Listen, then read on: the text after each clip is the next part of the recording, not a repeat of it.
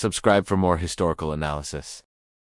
Adolf Hitler entered the Second World War with confidence in rapid campaigns, limited objectives, and the belief that political will mattered more than military planning. The early victories in Poland, Norway, the Low Countries, and France reinforced this belief. Hitler assumed that speed, surprise, and aggressive action would always compensate for shortages in manpower, fuel, and industrial capacity. This assumption became the foundation of his first major strategic mistake. He consistently underestimated the long-term demands of a global conflict and ignored the structural limits of the German war economy. Germany did not have the resources for a prolonged war. Its access to oil, steel, rubber, and food was limited. Yet Hitler expanded the conflict far faster than Germany could sustain. After the fall of France in the summer of 1940, Germany controlled much of Western Europe, but the British Empire remained in the war. Instead of consolidating gains, Hitler shifted attention to political goals. He demanded the destruction of Britain but refused to prioritize the naval and air strength needed to achieve it. This was a decisive error. Germany lacked a long-range bomber fleet. Germany lacked a powerful navy.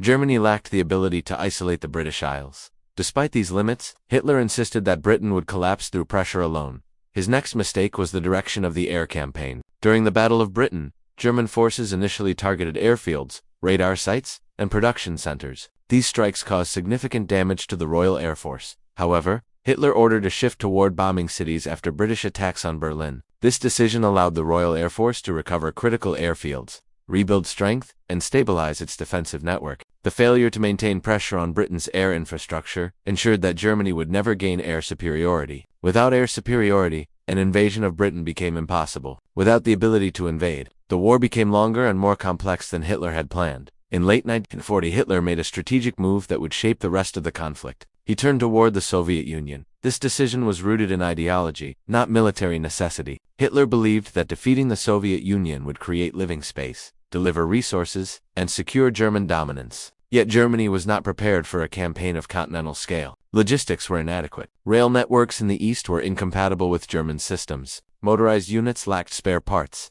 Infantry divisions had limited transport. The High Command warned that victory would require time and industrial strength. Hitler dismissed these concerns. Operation Barbarossa began in June 1941. It produced rapid gains in the early months. Soviet forces were surprised. Large encirclements formed, but the success concealed underlying problems. German units advanced faster than supply lines could support. Fuel shortages slowed movement. Trucks broke down. Horses struggled through difficult terrain. Hitler believed that the Soviet Union would collapse before winter. This was another miscalculation. Soviet reserves were deeper than expected. Soviet industry relocated eastward. Soviet mobilization intensified. German intelligence underestimated the size of the Red Army and the capacity of the Soviet state. As the campaign slowed, Hitler made a third major mistake. He redirected forces without a consistent plan. He ordered changes between objectives in the center, the north, and the south. These shifts diluted German strength and prevented concentrated action. Moscow, the political and logistical heart of the Soviet Union, was not given priority at the critical moment. The delay allowed Soviet forces to reinforce the capital. When the Germans finally reached the outskirts of Moscow, winter conditions and exhausted units halted the advance. Hitler refused to withdraw, even when tactical retreats would have saved lives and preserved strength. The winter of 1941 to 1942 exposed Germany's structural weaknesses.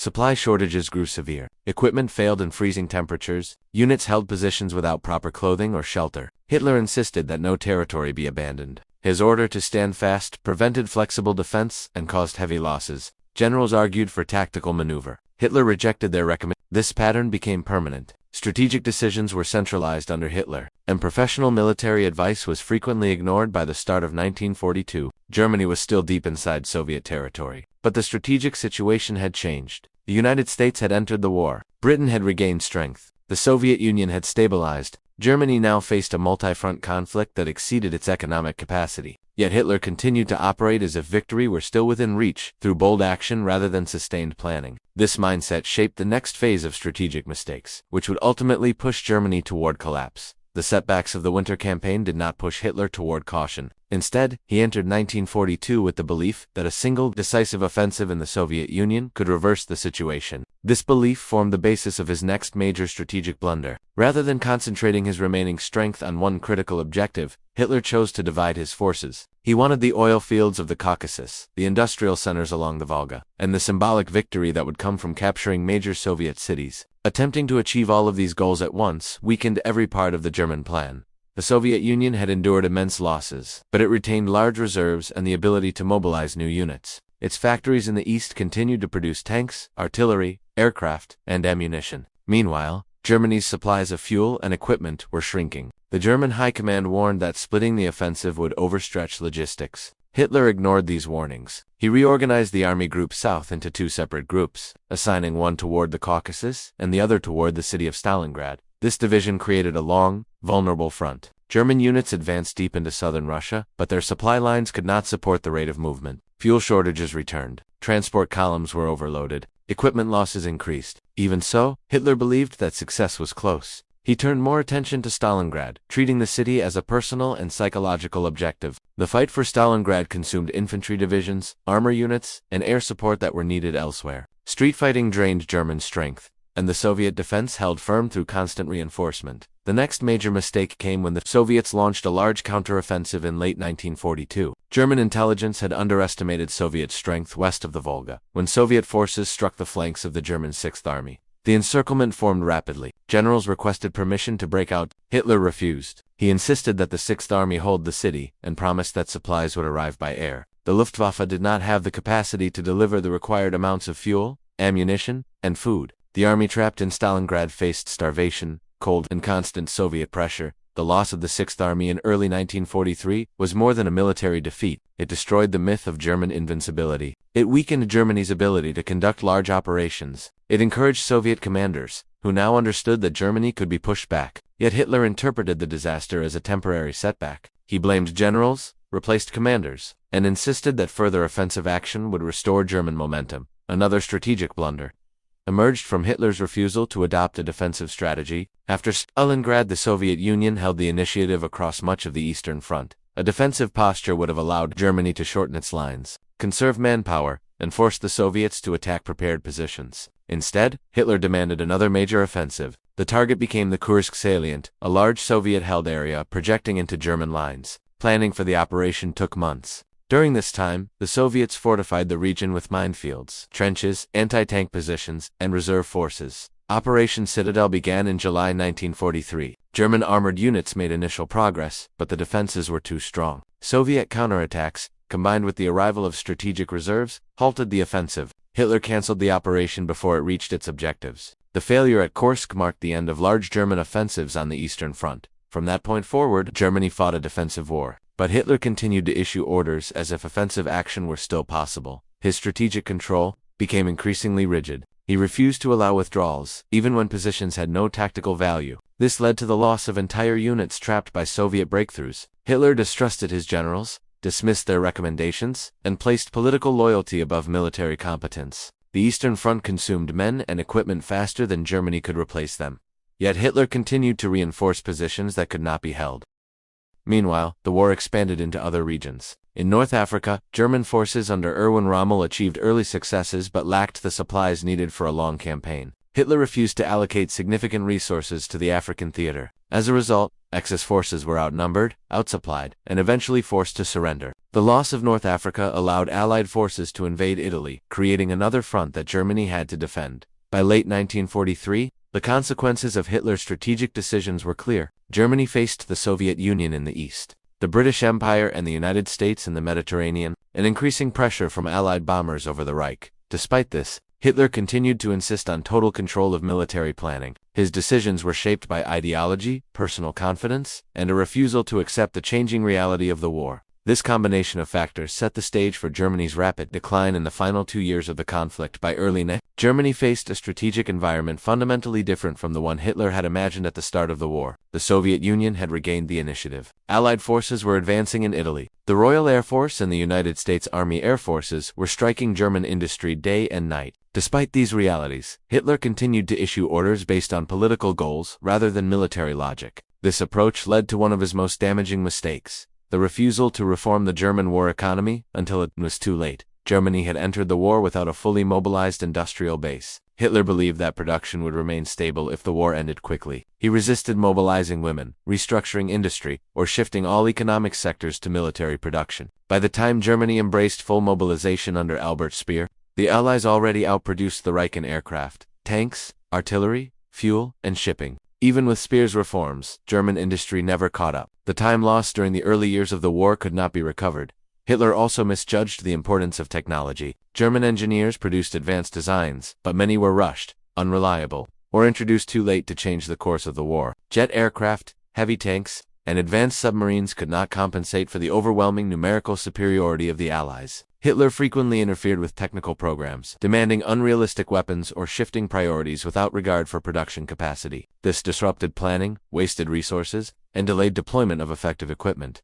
Another major strategic error was Hitler's insistence on fighting everywhere at once. Germany faced the Soviet Union in the east, resistance movements across occupied territories, increasing Allied pressure in the Mediterranean, and the threat of an Allied landing in Western Europe. Hitler refused to concentrate forces. He insisted that all territories be held, even if the positions were strategically unimportant. This diluted German strength and prevented the creation of reserves that could respond to Allied offensives. The situation worsened when Hitler ordered the construction of the Atlantic. While the concept promised a fortified coastline stretching from Norway to France, in practice, resources were insufficient to build heavy fortifications everywhere. German engineers argued for defending key sectors and mobile reserves. Hitler rejected this view. He insisted on a rigid coastal defense, expecting to repel an invasion at the shoreline. The strategy ignored the possibility of Allied deception, air superiority, and overwhelming naval support. When the Allies prepared to land in Western Europe, Hitler misinterpreted intelligence signals. He believed that the main invasion would occur at the Potomac. This belief shaped German deployments. Armored divisions were kept far from Normandy, where they could not respond quickly. When the invasion began in June 1944,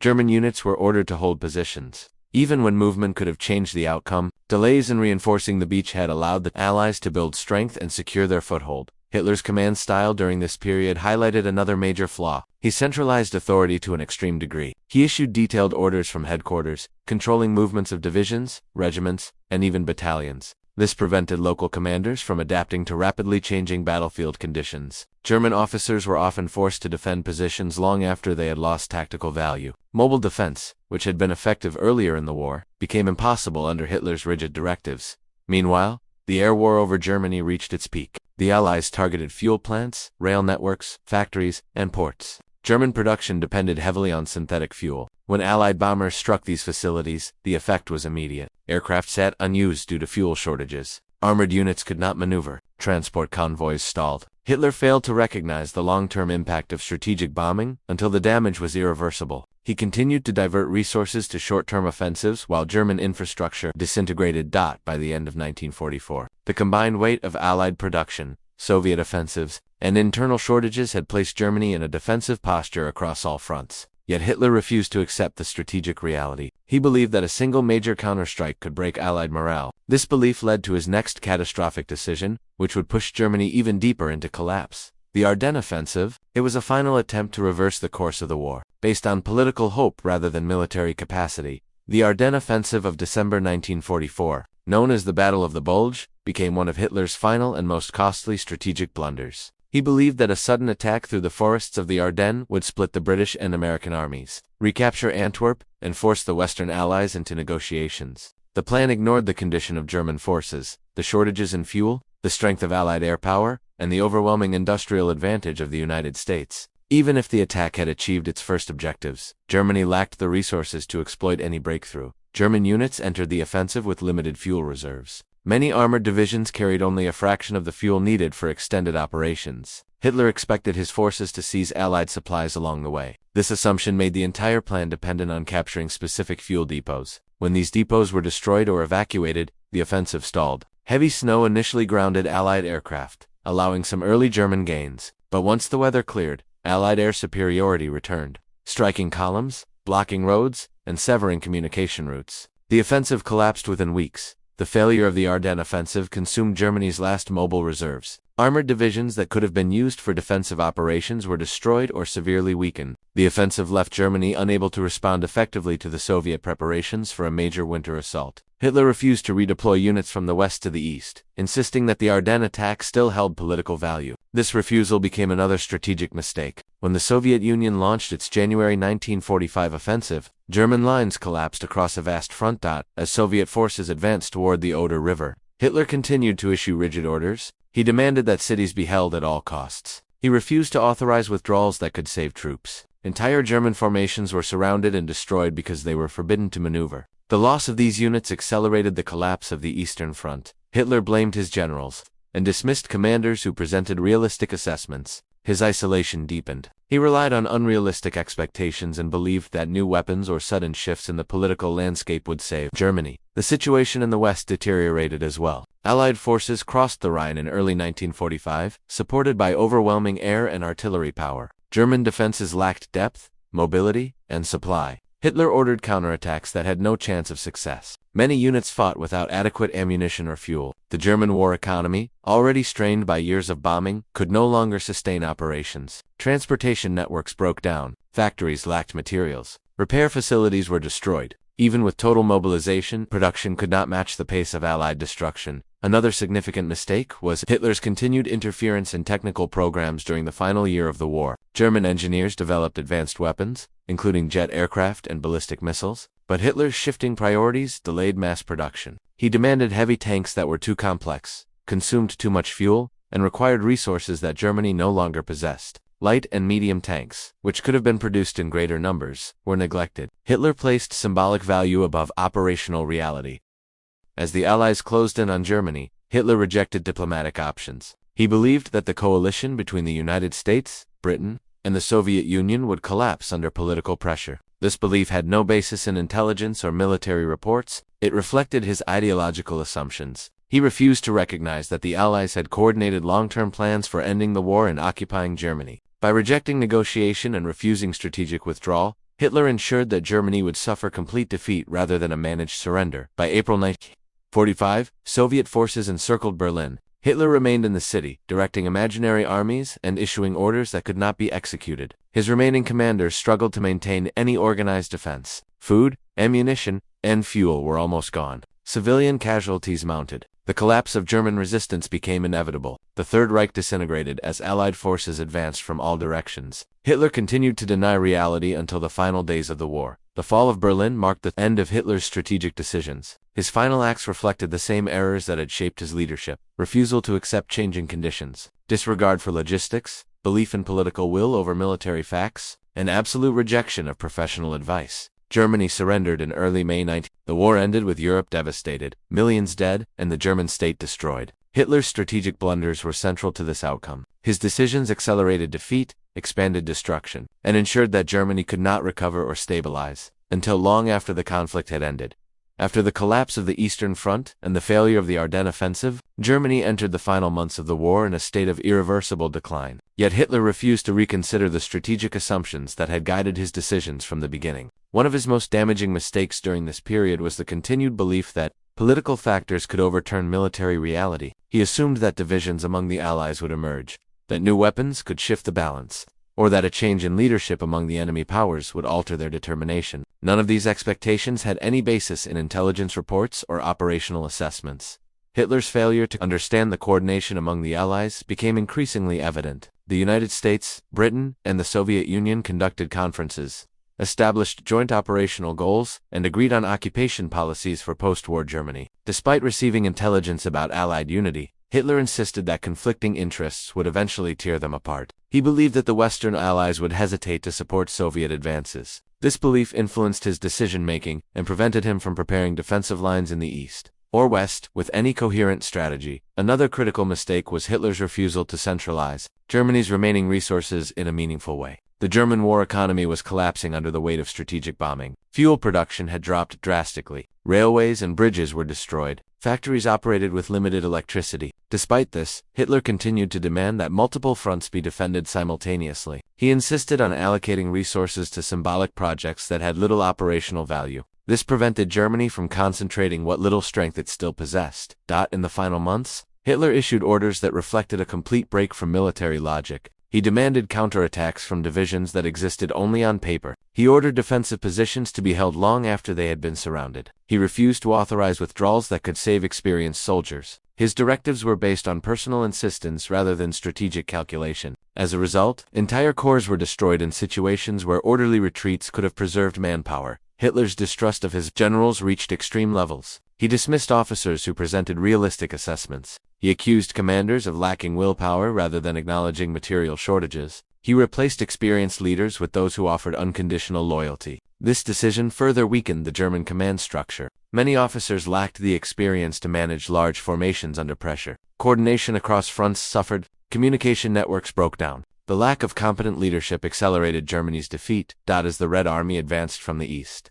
The German civilian population faced severe hardship. Hitler refused to authorize large-scale evacuations from regions that would soon fall under Soviet control. He argued that evacuations would signal defeat. This decision left millions of civilians trapped in the path of advancing Soviet forces. It also clogged transportation routes at critical moments, limiting the movement of German troops and supplies. The failure to protect civilians became both a moral and strategic catastrophe. Meanwhile, Hitler continued to interfere in military production. He insisted on the development of miracle weapons that he believed would transform the war. Projects such as heavy tanks, jet fighters, and advanced rockets consumed resources without delivering the needed numbers. The heavy tanks were too slow, too fuel-intensive, and too complex for mass production. Jet aircraft required materials that were in short supply. Rocket research consumed time and industrial capacity. These programs diverted resources from conventional weapons that could have been produced in larger quantities. Hitler also misjudged the importance of logistics. During the final phase of the war, he expected units to conduct offensive and defensive operations without sufficient fuel, ammunition, or transport. He demanded mobility from units that could barely move. He expected counterattacks from divisions that lacked fuel for a single day of operation. The gap between his expectations and the realities of the battlefield widened with each passing week. By early 1945, Germany's situation was beyond recovery. The Western Allies crossed the Rhine. The Soviet Union reached the Oder River. German forces were cut into fragments, each fighting without coordination or adequate support. Yet Hitler refused to acknowledge the impossibility of continued resistance. His orders became detached from operational conditions. He expected last-minute breakthroughs that could not occur. This mindset prolonged the war, increased casualties, and deepened the destruction within Germany. The mistakes of this period reflected the same patterns seen throughout Hitler's leadership. He underestimated enemies. He overestimated German capacity. He refused to adapt to changing realities. He replaced strategic analysis with ideological expectations. These patterns defined his command decisions and shaped the final collapse of the Third Reich. SS. Germany moved deeper into its final collapse. Hitler committed one more series of strategic mistakes that ensured the total destruction of the state. These errors were not sudden or new. They were extensions of patterns that had shaped his leadership from the beginning: unrealistic expectations, ideological thinking, and a complete disregard for operational limits. By 1945, these tendencies became more extreme, turning strategic failures into structural collapse. One of Hitler's most damaging decisions during this period was his insistence on designating entire cities as fortresses. He ordered places like Kings, Breslau, and other key points to be held at all costs. This directive ignored the logistical reality that these cities could not be supplied or reinforced. German forces trapped in these locations fought without meaningful support, and their destruction eliminated entire formations that could have contributed to organized defensive lines elsewhere. The fortress policy also caused massive civilian casualties, as evacuation orders were restricted or delayed. Hitler also interfered directly with operational planning in ways that made coordinated defense impossible. He issued contradictory orders to different commanders. He shifted units without informing adjacent formations. He restricted the use of reserves, even when frontline positions were collapsing. This created gaps that the Soviet Union exploited with increasing speed. German staff officers attempted to form coherent defensive systems, but Hitler's directives disrupted their efforts. The result was a fragmented front with no strategic depth. Another major mistake was Hitler's refusal to recognize the importance of mobile defense. Throughout the final year of the war, German commanders recommended pulling back to shorter, more defensible lines. These withdrawals would have conserved manpower and concentrated forces. Hitler rejected these proposals. He insisted that every position be held, and that ground lost would be seen as a sign of political weakness. This decision turned tactical setbacks into catastrophic defeats. Units were destroyed because they were not allowed to maneuver.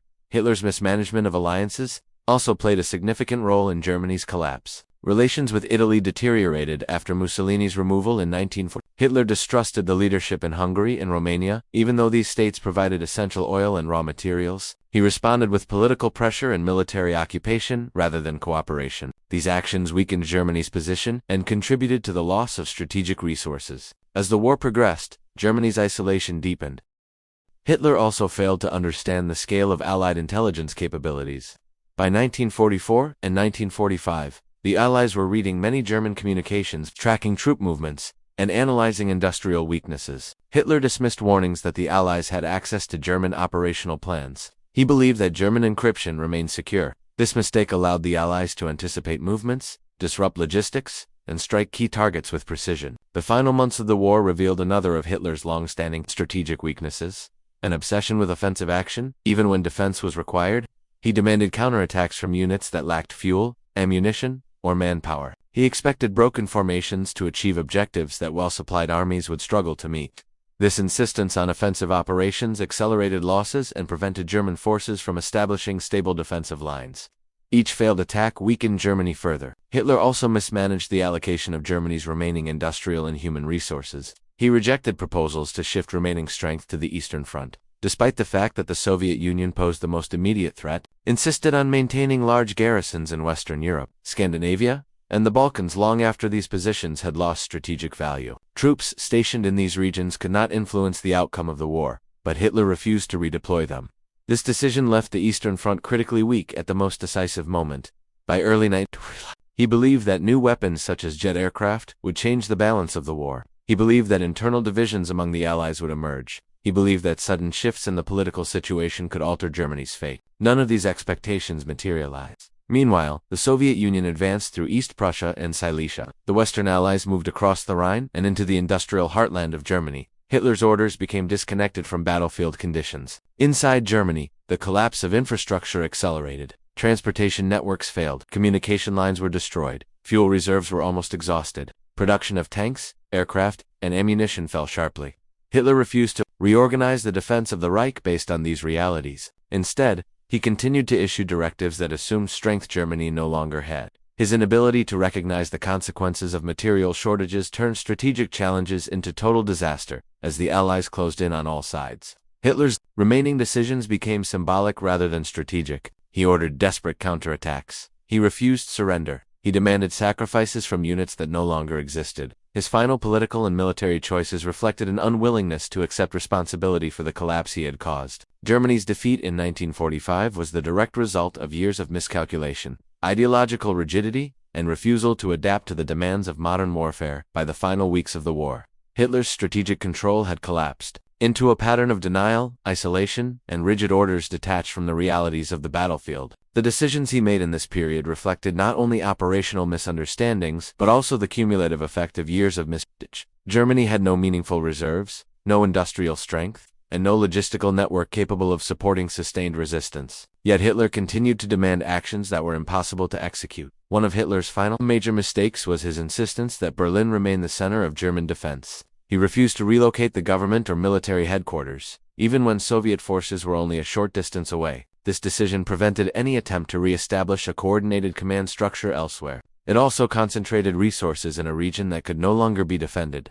By insisting that Berlin be held, Hitler tied the fate of the Reich to a symbolic objective with no strategic value. As Soviet forces closed in on the capital, Hitler issued orders that demonstrated a complete separation from reality. He expected divisions to maneuver that no longer possessed vehicles. He demanded counterattacks from units without ammunition. He ordered the defense of sectors already overrun. Communications between headquarters and frontline formations broke down. Reports arriving from the field painted a picture of collapse. But Hitler dismissed these reports as exaggerations or defeatism. His decisions accelerated the disintegration of German defenses. Hitler also misjudged the morale and capacity of the German population. He believed that civilians would continue to support the war effort despite shortages, destruction, and constant air raids. He ordered the creation of the Volkssturm, a militia composed of older men and young boys.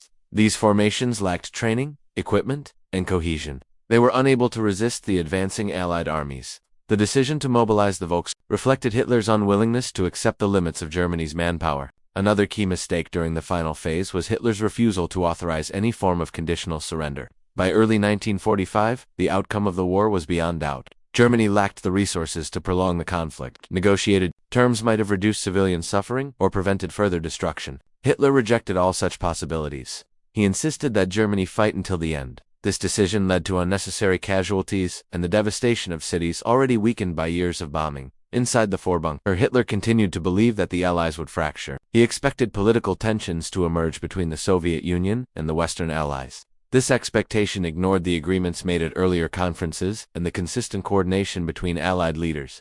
Hitler's belief in an imminent political shift had no grounding in intelligence assessments. It reflected the same ideological assumptions that had shaped his decisions throughout the war. As Soviet forces entered Berlin, Hitler issued his final directives. He demanded counterattacks that could not be launched. He appointed commanders to lead divisions that no longer existed. He blamed generals for failures created by his own policies. By this point, the German command system had ceased to function. Units surrendered independently. Civilians fled or hid. The remnants of the German forces attempted to survive rather than follow impossible orders. The end came in late April 1920. Streets were reduced to rubble. Supplies were exhausted. Communication with the outside world was limited. Hitler remained in the bunker, refusing evacuation and rejecting all suggestions for surrender. He dictated his political testament, assigning blame to others and refusing responsibility for the disasters caused by his decisions. Shortly afterward, he ended his life. Germany surrendered in early May 1945. The collapse of the Reich was complete. The destruction extended across Europe, affecting millions of civilians and soldiers.